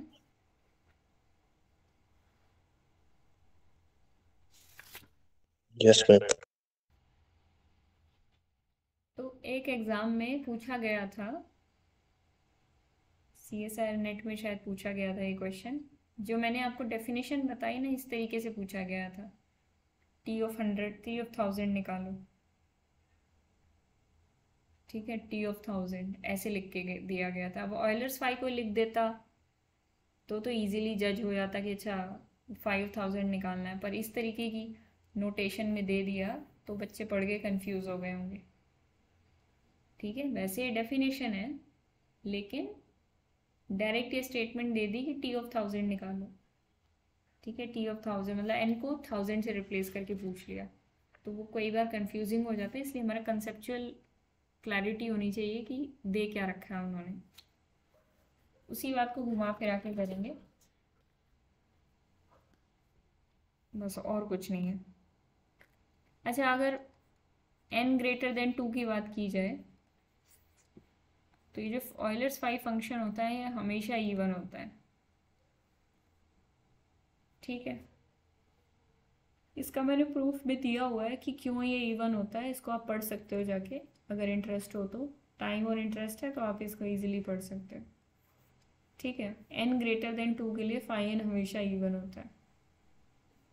n = 2 के लिए phi n क्या होता है, कोई बता सकता है? 1 1 होता है। और phi of 1 क्या होगा? वो भी 1 1 हो जाएगा। ठीक है, तो इनके लिए तो इवन नहीं है। अच्छा, इसका सिंपल सा लॉजिक चलो मैं दे ही देती हूँ। अगर या तो n 2 रेस्ट पावर k होगा, हम फाई n को इवन कह रहे हैं, या तो 2 रेस्ट पावर समथिंग होगा या 2 रेस्ट पावर समथिंग नहीं होगा। ठीक है, तो इसमें क्या होगा, n is equals to p raised power k into something होगा, लेट्स से m। तो इस केस में तो क्या होगा, phi of 2 raised power k आप कैसे निकालते हो, 2 raised power k into minus 2 one into raise 2 power minus k one. Minus 1। हाँ, मैंने उसी फॉर्मूले को दूसरे तरीके से लिख दिया। तो five of 2 raised power k minus 1, 2 raised power something है, और ऑब्वियसली यहाँ पे k ग्रेटर देन 1 है। गारंटी है इस बात की, क्योंकि n ग्रेटर देन 2 था। अगर k 1 हो जाता तो n इक्वल टू 2 हो जाता, तो कॉन्ट्राडिक्शन है, क्योंकि n तो ग्रेटर देन 2 है। तो k ग्रेटर देन 1 है, तो ऑब्वियसली यहाँ पे आप 2, इसमें एक एटलीस्ट एक 2 तो है ही है। k मतलब ग्रेटर देन 1 होने का मतलब क्या है, k 2 से स्टार्ट हो रहा है, 2 3 4 कुछ भी हो सकता है। तो मतलब एक 2 की पावर 1 तो इसमें कॉमन आएगा ही आएगा, अंदर कुछ भी बचे, तो मतलब ये इवन हो गया, 2 इंटू समथिंग। यहाँ पर आप क्या देख सकते हो कि इसमें इसको हमने प्राइम फैक्टराइजेशन कर लिया। किसी भी मतलब 2 रेस्ट पावर k टाइप का नहीं था, तो हमने अलग से इसकी प्राइम फैक्टराइजेशन कर ली। जब हमने फाई निकाला तो हम phi of p raised power k into phi of m कर सकते हैं। ठीक है, phi of p raised power k अगर आप करोगे तो क्या करोगे, p raised power k minus 1 into p minus 1 into जो भी ये फाई m आएगा। अब यहाँ से भी आपको दिख रहा है कि ये प्राइम था, और प्राइम हमेशा ऑड होते हैं n ग्रेटर देन 2 के लिए। 2 के अलावा और कोई प्राइम नहीं है दुनिया में जो ऑड नहीं हो, मतलब जो इवन हो। तो ये वाला प्राइम पक्की बात है ऑड होगा, तो ऑड माइनस 1, तो ये पक्की बात है कि ये इवन होगा।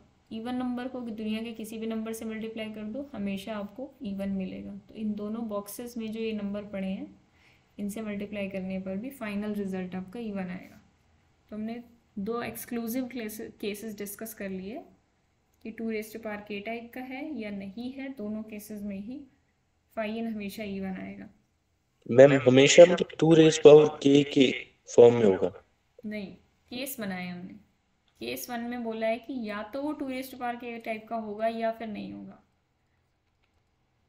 ठीक है, या तो आप क्लास में आओगे या आप क्लास में नहीं आओगे। कोई तीसरा केस है क्या?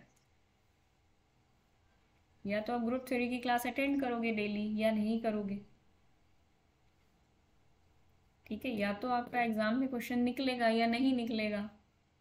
ठीक है, या तो आप सही करके आओगे या गलत करके आओगे। कोई तीसरा केस है? तो ये म्यूचुअली एक्सक्लूसिव केसेस हो गए ना, या तो यस या फिर नो। तो या तो वो नंबर जो आपने लिया है 50 लिया है, या तो वो 2 की पावर k में होगा या नहीं होगा। 50 2 की पावर k में नहीं होता। 16 लिया है जैसे, तो 16 2 की पावर k में है, वो केस 1 में लाई करेगा। 50 लिया है तो वो केस 2 में लाई करेगा, क्योंकि वो 2 की पावर k में नहीं है। अगर कोई 3 की पावर उसमें हुआ तो वो केस 2 में डजेंट होगा। मैटर, डजेंट मैटर, क्योंकि ये दोनों केसेस आपस में एक्सक्लूसिव हैं, और इन्हीं दोनों केसेस की हेल्प से हमने प्रूव किया कि फाई n हमेशा इवन होगा। इस केस में भी इवन आ रहा है, इस केस में भी इवन आ रहा है। मैंने कहा कि मैंने सारे केसेस डिस्कस कर लिए। ठीक है, आपका एग्जाम में क्वेश्चन निकला ग्रुप थ्योरी का या नहीं निकला, क्या कोई तीसरा केस बनता है? अगर मैं इस नज़रिए से देखूं, आपको दूसरा नज़रिया भी हो सकता है। जैसे आप बोल रहे हो 3 की पावर k में भी तो हो सकता है। तो कोई आपसे ये भी पूछ सकता है रियल के क्वेश्चन निकले या नहीं निकले, वो एक अलग नज़रिया हो गया देखने का। ठीक है, ओवरऑल कहने का मतलब है म्यूचुअली एक्सक्लूसिव दो सारे केसेस डिस्कस हो जाने चाहिए n के लिए। n 2 तरीके का हो सकता है, या तो 2 की पावर k टाइप का होगा या नहीं होगा। 3 की पावर k से प्रूफ लिखना पॉसिबल नहीं है, इसलिए हमने ऐसे किया। ठीक है, प्रूफ लिखने का तरीका है बस ये। जी मैम। वो भी बस थोड़ा मोटिवेट करने के लिए मैंने आपको करा दिया। बाकी कुछ प्रूफ्स हैं, अगर रह जाते हैं तो आप नोट से देख सकते हो, अगर आपको इंटरेस्ट है तो प्राइम नंबर की डेफिनेशन एक बार देख लेते हैं, रिवाइज कर लेते हैं। प्राइम नंबर क्या होता है? एक ऐसा नंबर जिसके 2 ही पॉजिटिव डिवाइजर्स हों, एग्जैक्टली 2 पॉजिटिव डिवाइजर्स। ठीक है, तो एक स्टेटमेंट दे रही हूँ, बताना ट्रू है कि फॉल्स है।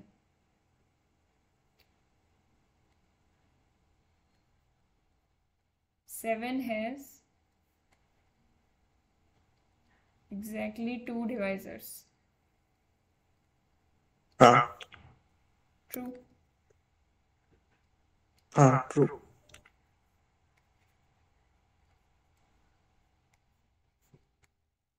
और किसी का कोई जवाब?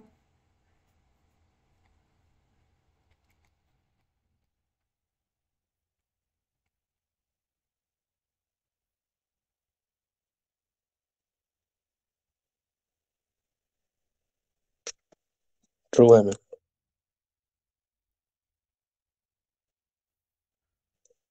अभी फॉल्स कर देते हैं इसको।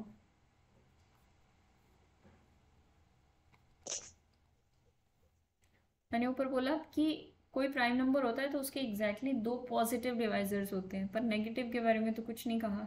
मतलब पॉजिटिव के बारे में यहाँ तो कोई मेंशन नहीं है कि मैं पॉजिटिव की ही बात कर रही हूँ। 7 के ये 4 डिवाइजर्स होते हैं। इस क्वेश्चन में कुछ नहीं था, सिर्फ आपकी एक्टिव मतलब दिमाग के लिए एक एक्टिविटी थी कि आप कितने अलर्ट हो। ठीक है, 4 डिवाइजर्स होंगे इसके। ये स्टेटमेंट फॉल्स फिर है। मैम 7 फिर प्राइम कैसे है मैम? प्राइम ऐसे है, डेफिनेशन प्राइम पे लग रही है, डेफिनेशन पॉजिटिव डिवाइजर्स के लिए बनी है, नेगेटिव के लिए नहीं बनी है। अगर नेगेटिव के लिए बनी होती तो यहाँ पे ये बोला जाता, टोटल डिवाइजर्स उसके कितने होने चाहिए, एग्जैक्टली 4। लेकिन यहाँ पे एग्जैक्टली 2 पॉजिटिव डिवाइजर बोला गया है। तो जितनी आप प्राइम की डेफिनेशन अब तक करते आ रहे हो वो सिर्फ पॉजिटिव के लिए है। तो नेगेटिव को भी कंसिडरेशन में लिया जा सकता है ना, डिवीजन तो नेगेटिव से भी हो सकता है।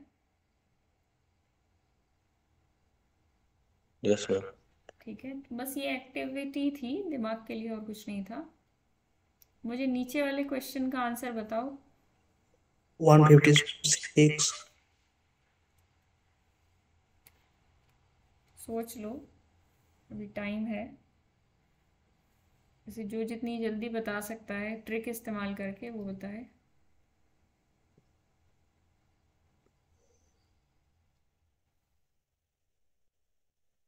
मैम 157 प्राइम है तो 5 ऑफ 157 एक एक माइनस होगा मैम। फाइव ऑफ हाँ 157, फाइव ऑफ पी क्या होता है? P-1। P rest P power 1 minus 1। Minus P raised power 0, that is P-1। लेकिन अगर मान लो आपको चेक करने में टाइम लग रहा है 157 प्राइम है कि नहीं है, फिर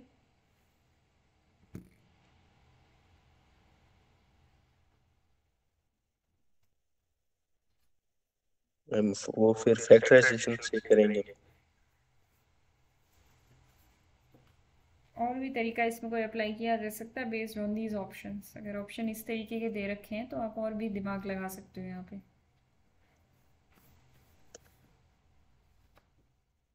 देखो अभी मैंने आपको एक रिजल्ट कराया था कि मैम फाइव इवन वाला मैम, इवन वाला कंसेप्ट। हाँ, क्योंकि अब n ग्रेटर देन 2 है, यस मैम। क्योंकि when 157 है दैट इज ग्रेटर देन 2, तो फाइव n हमेशा इवन होगा। ठीक है, तो इसमें से कौन कौन से ऑप्शन इवन है? जो इवन नहीं है उनको काट दो। ठीक है, ये हो गया छोटा तरीका क्वेश्चन को करने का, एक जुगाड़ू तरीका। और ये जुगाड़ू तरीके बहुत काम आते हैं। ठीक है, ये एग्जाम में आया हुआ क्वेश्चन है, मैंने अपनी तरफ से नहीं बनाया है, इसी एग्जाम में आया हुआ था ये। तो इसी तरीके के ऑप्शंस उसमें दे रखे थे। तो जिसको पता है रिजल्ट, जो अप्लाई कर पाएगा वो जल्दी से कर देगा, 1 सेकंड का काम है। ठीक है, क्लियर है? जी मैम। अच्छा, जीसीडी क्या होता है? Greatest common divisor.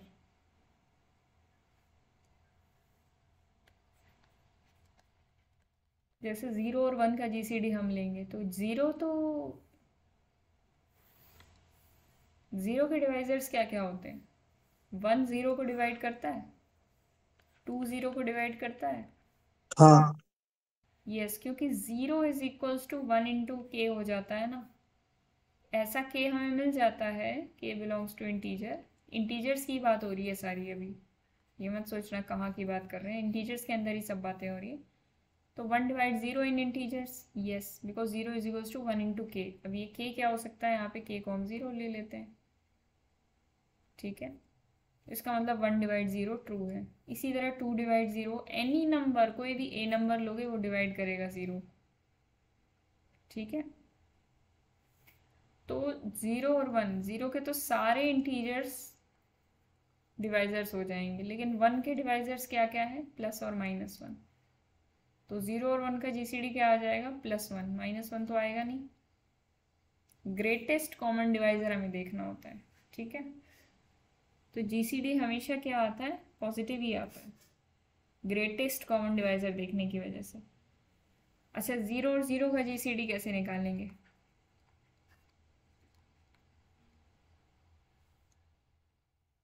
Ma'am infinite हो जाएगा। एक तरीके से इनफाइनाइट हो जाएगा, लेकिन इसको हम बोलेंगे नॉट डिफाइंड, ठीक है। डिफाइंड क्यों नहीं है, क्योंकि इनफाइनाइट नंबर्स हैं, वो भी पूरे इंटीजर्स का सेट है, वो भी पूरे इंटीजर्स का सेट है। अब ये पूछा जा रहा है कि सभी कॉमन इंटीजर्स में से ग्रेटेस्ट इंटीजर बताओ। ग्रेटेस्ट इंटीजर तो कुछ होता ही नहीं है, इन्फिनिटी आप उसको एक नोशन दे सकते हो, ठीक है, या बोल सकते हो नॉट डिफाइंड। ए और 0 का जीसीडी क्या होगा, किसी भी नंबर के साथ उसका जीसीडी ऑफ ए, 0। अब यहाँ पे ध्यान से सोचो, ए पॉजिटिव भी हो सकता है, ये नेगेटिव भी हो सकता है, तो ये जीसीडी क्या बनेगा, जैसे आप देख रहे हो कि जीसीडी ऑफ 5 और 0 और जीसीडी ऑफ -5 0, दोनों को कंसिडरेशन में कैसे ला सकते हैं हम एक ही आंसर में। इस केस में 5 होगा, इस केस में क्या होगा, 1 हो जाएगा, -5 होगा, 1 होगा ना, 1 1 डिवाइड्स -5, सॉरी मैम दोनों केस में 5 होगा।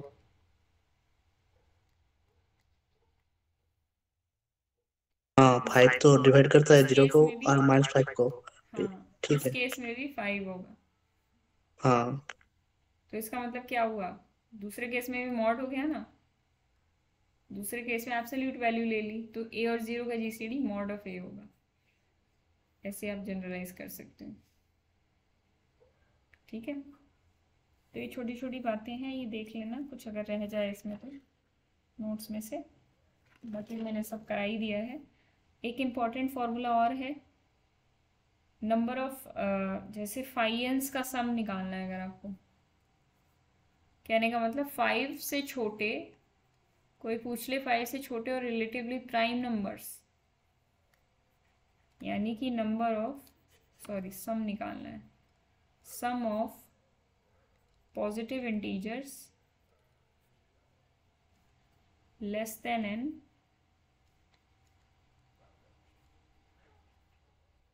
And relatively prime to n, ये अगर आपको निकालना है, इसका फॉर्मूला होता है n/2 × 5n, ठीक है। बस कुछ नहीं करना, 5n के साथ n/2 को मल्टीप्लाई कर देना। Sum of positive integers which are less than n and relatively prime to n, जैसे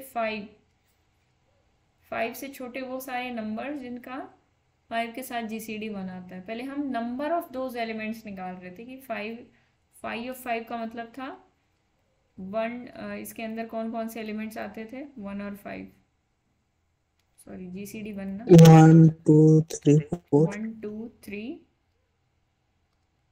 4, तो इसके अंदर 4 एलिमेंट्स आते थे। अब हम क्या कर रहे हैं, इनका सम कर रहे हैं, 1 + 2 + 3 + 4, तो ये क्या हो जाएगा, इसका फॉर्मूला सिंपल सा है n/2 × 5n, चेक कर सकते हो।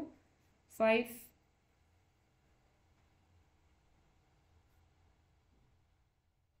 10 होगा, 5/2 × 5 of 5, 5 of 5 क्या हो जाएगा, 4, तो 5/2 × 4 विच इज़ 10। यहाँ पे आप सम करके देख सकते हो, 4 3 7 2 9 और 1 10, इधर भी सम 10 आएगा, ठीक है, यू कैन वेरीफाई। तो ये सब बेसिक चीज़ें हैं जो आगे इस्तेमाल होने वाली हैं। मैं एक क्वेश्चन पूछती हूँ आपसे, उसका जवाब देना।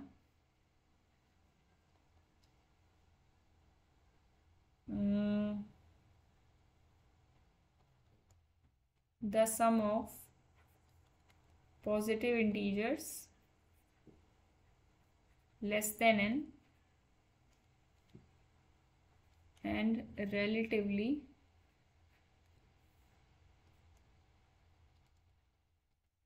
prime to n is 8n। ठीक है, फाइंड n। क्या होगा इसमें से? ऑप्शन 1, ऑप्शन 2, ऑप्शन 3,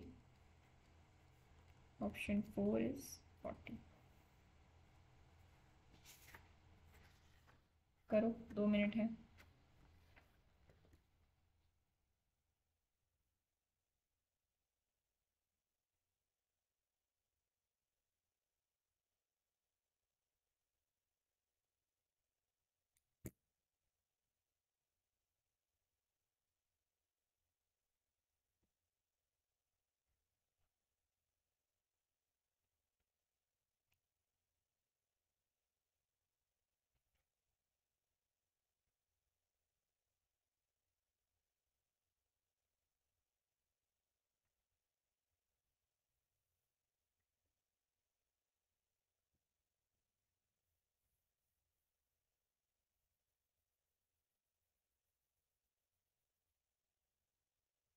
तो मैम 32 होगा।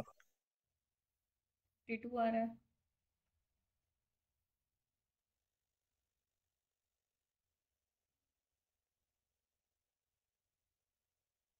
इसके बाद ऑन टू फंक्शन देखेंगे, फिर आपका हो जाएगा आज का। ज़्यादा टाइम नहीं लगेगा, कुछ होने ही वाला है। और ऑप्शंस भी चेक कर लो, 32 ही आएगा बस।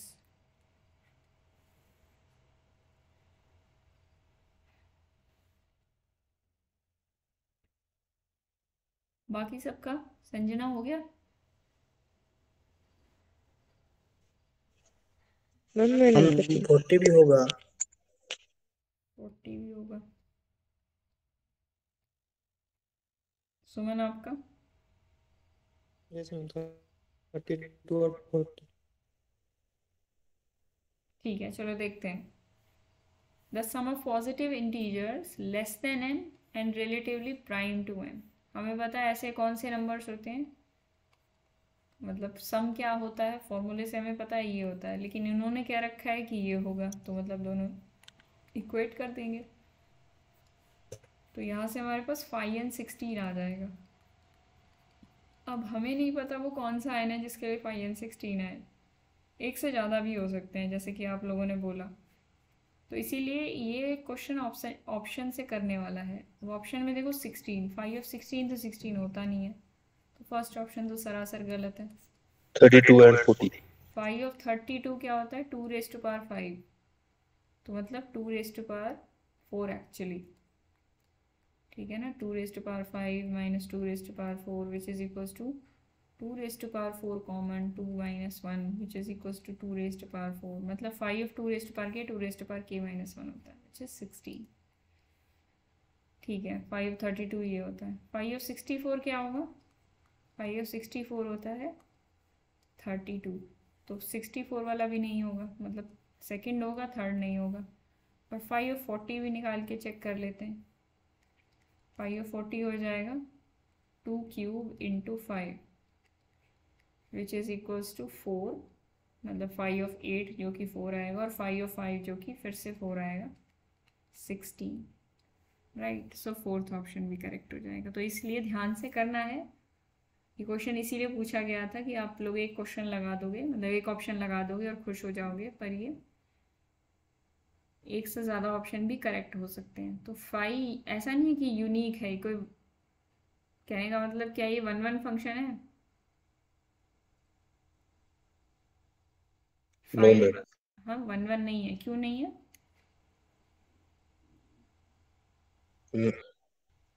102 इमेज आ रहा है, एक से ज्यादा। मतलब 2 डिफरेंट एलिमेंट्स की सेम इमेज आ रही है। यहाँ पे जी मैम। 32 32 पड़ा था और 40 पड़ा था, दोनों की इमेज आ रही है 16। ठीक है, 1 1 तो नहीं है। और ऑन टू फंक्शन कोई भी पढ़ो, 1 1 ऑन टू देख लिया करो हमने हर एक में। ऑन टू है, जेड टू जेड था, सॉरी नेचुरल्स टू नेचुरल्स था ये, ध्यान रखना। मैं नेचुरल टू नेचुरल पूछ रही हूँ, क्या ये 1 1 है? आपने कहा नहीं। अब मैं पूछ रही ऑन हूँ टू क्या भी ये नहीं 1 1 होगा, है? क्यों नहीं होगा? क्योंकि वो तो नेचर नंबर ही है, कोडोमेन भी।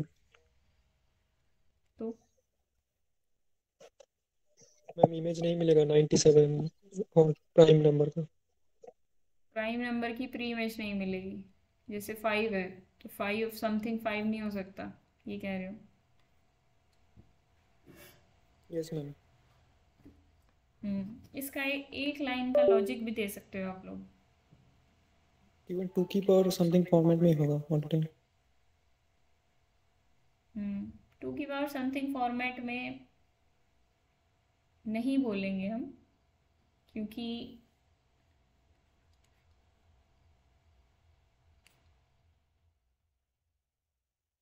कौन सा एग्जांपल लें इसके लिए? 5 ऑफ 9, इसमें ये कैसे निकलता है? 3 स्क्वायर माइनस 3 की पावर 1, ये क्या होता है? 6 होता है। 2 की पावर में नहीं बोलेंगे, कुछ और ओनली 2n लॉजिक। पावर, कुछ मैम 2n टाइप में ही होगा। 2n टाइप में ही होगा। और क्लोज आ रहे हो? मैं अभी पढ़ा चुकी हूँ ये चीज़, मैं चाहती हूँ वो चीज़ अप्लाई करो जो आपने अभी पढ़ी है। बिल्कुल क्लोज आ चुके हो आप उस सेंटेंस के जो आपको बोलना चाहिए।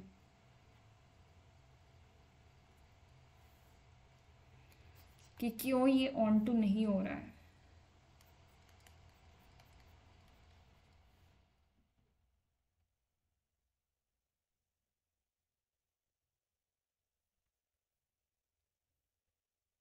देखो मैंने अभी बोला था phi n is always even, जैसे आपने बोला 2 इंटू समथिंग ही आएगा, तो phi n is always even अभी हमने प्रूव किया था फाई एन। तो ऑड्स की तो प्री इमेज कभी नहीं मिलेगी ना। आप किसी भी ऑड नंबर को देख लो, उसकी प्री इमेज कभी नहीं मिलेगी 1 को छोड़ के। समझ में आया? 3 की प्री इमेज नहीं है, 5 की नहीं है, 7 की नहीं है। क्यों नहीं है? क्योंकि फाई एन हमेशा इवन होता है। ठीक है, गॉट इट? हाँ, ओके। मतलब मैम 5 of 3 करने, सॉरी 5 of एनी नंबर कभी भी 3 नहीं होगा मैम। कभी भी 3 नहीं होगा।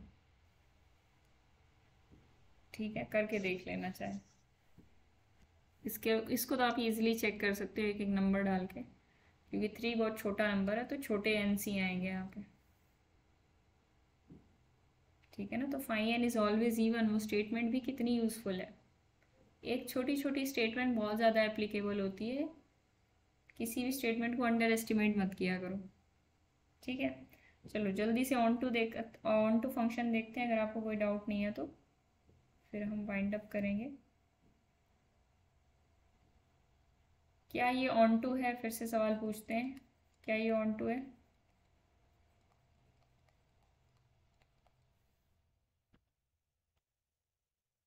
ऑन टू का मतलब क्या होता है? For all y belongs to नहीं है ma'am, there no ma'am. exist 2 के प्री इमेज नहीं मिलेगा।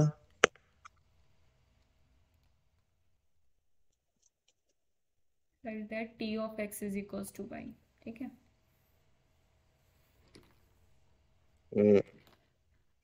x is equal to y by 3, तो ये ऐसे आ रहा है ना ma'am, x is equal to y by 3 which सही सोच does रहे हो। not belong। 3x is equals to y। अब आपको ये सोचना है कि हर एक y के लिए इधर एक x मिलना चाहिए, x को एग्जिस्ट कराना है। ठीक है, x को एग्जिस्ट कराने का मतलब क्या है? 1/3 should belong to, sorry x should be of this form. ठीक है, मतलब अगर कहने का मतलब ये है कि अगर 1/3 दोनों साइड मल्टीप्लाई हो पाया तो इधर x बन जाएगा और x is equals to 1/3 y हो जाएगा। अगर x दोनों साइड, अगर ये दोनों साइड मल्टीप्लाई हो पाया, जैसे जुबैर ने बोला 3 का इन्वर्स। ठीक है, 3 का इन्वर्स किस में एग्जिस्ट करना चाहिए? z में। मतलब जिस भी कोडोमेन डोमेन में आप बात कर रहे हैं उसके अंदर। जैसे Z10 to Z10 अगर हम देख रहे हैं तो Tx is equals to 7x। अगर 7 का इन्वर्स 10 में है तो 7 inverse into 7 inverse into 7x is equals to 7 inverse into y। 7 inverse होता है 10 में, क्यों होता है? क्योंकि अभी हमने देखा था कि 7 इन्वर्स को हम ऐसे भी रिप्रेजेंट कर सकते हैं और वो बिलोंग करता है Z10 में। क्यों करता है? क्योंकि 7 और 10 का GCD 1 था और 1 डिवाइड्स 1। ठीक है, इस चीज़ को मैं बार बार अप्लाई कर रही हूँ। अगर आपको दिक्कत आ रही है अप्लाई करने में तो थोड़ा सा प्रैक्टिस करो कि कहाँ से क्या चेक करना होता है। डिनोमिनेटर का Zn के साथ GCD जो भी आ रहा है वो न्यूमरेटर को डिवाइड करना चाहिए। तो यहाँ पर x हो जाता और x एग्जिस्ट कर जाता आपका 1/7y। ये काम हो जाता अगर उसका इन्वर्स आता। ठीक है, अब मैंने आपसे पूछा Tx is equals to 3x। वो भी कहाँ पूछा? z से z में। क्या 3 का इन्वर्स बिलोंग करता है उसमें? नहीं मैम, नहीं करता, तो इसीलिए ये ऑन टू नहीं आया। ठीक है, क्योंकि जब आपने 3x is equals to Y रखा तो यहाँ से आप x की वैल्यू नहीं निकाल पाए 1/3 इंटू वाई। ये हो ही नहीं सकता क्योंकि 1/3 does not belong to z। ठीक है, तो इतना सिंपल सा लॉजिक है। बस हमें क्या चेक करना है, अब मैं और शॉर्ट फॉर्म में अगर आपको बता दूं, Zn to Zn कोई भी मैप ऑन टू कब होगा? Tx is equals to ax if a और n का GCD क्या हो जाए? 1। हमने सिर्फ Zn और Zn की बात की है, सेम से सेम पे। a और n का GCD 1 है तो a का इन्वर्स एग्जिस्ट कर जाएगा, जिस वजह से हम x निकाल पाएंगे तो ये ऑन टू हो जाएगा। तो ये इसमें लॉजिक है।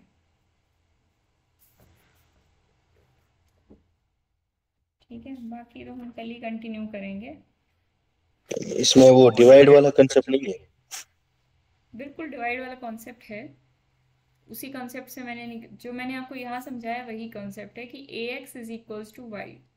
अगर आप ऐसे रख रहे हो तो आपके पास दोनों साइड इन्वर्स मल्टीप्लाई करने की आज़ादी होनी चाहिए। वो इन्वर्स कब मल्टीप्लाई कर सकते हो? जब 1/a हो।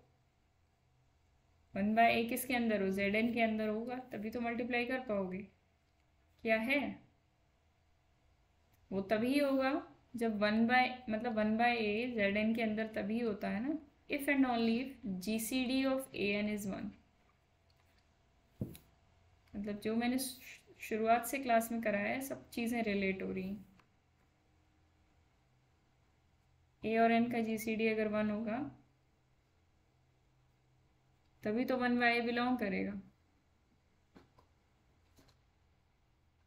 ठीक है, यस मैम। मतलब चेक करने का स्टेप्स क्या क्या है मैं आपको बता देती हूँ। अगर आप लोग कंफ्यूज हो रहे हो तो क्या होगा? ax is equals to y. यहाँ से हमें x की वैल्यू निकालनी है। x की वैल्यू कब निकल सकती है? अगर आप a को उधर भेज दो। a को उधर भेजने का मतलब है आप इस तरीके से लिखो 1/a से मल्टीप्लाई करो। 1/a से मल्टीप्लाई करो, लेकिन 1/a से तभी मल्टीप्लाई करोगे ना जब 1/a एग्जिस्ट करेगा Zn में, और 1/a Zn में तभी एग्जिस्ट करेगा इफ एंड ओनली। बस ये कंडीशन आपको चेक करनी है। ठीक है, मतलब ऑन टू के लिए हमें सिर्फ इनवर्स चेक करना होता है। ऑन टू के लिए हमें सिर्फ इनवर्स चेक करना है। काम तो 1/1 के लिए भी यही करना है। वैसे 1/1 के लिए भी हमने यही किया है अभी तक। जाके देखना, रिवाइज करना। 1/1 के लिए भी यही किया है क्योंकि सेम सेट से सेम सेट पे बात हो रही है। 1/1 ऑन टू एक ही बात है यहाँ पे। अभी सेम सेट से सेम सेट का ही क्राइटेरिया हम चेक कर रहे हैं।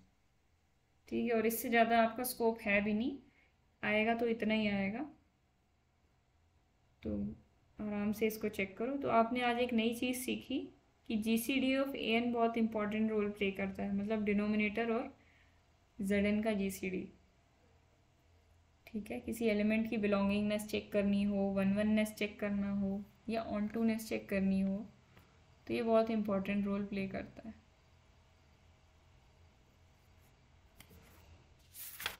ठीक है, बाकी हम कल स्टार्ट करेंगे और थोड़ा बहुत डीएन्स के बारे में और एक दो नए ग्रुप्स मतलब सेट्स के बारे में देखेंगे। सेट ही पढ़ेंगे अभी 2 क्लासेस में, फिर 3rd क्लास से हम ग्रुप थ्योरी स्टार्ट करेंगे, ग्रुप की डेफिनेशन। ठीक है, किसी को कुछ पूछना हो तो पूछ सकता है, बाकी मैंने बोला है रिकॉर्डेड आपका जो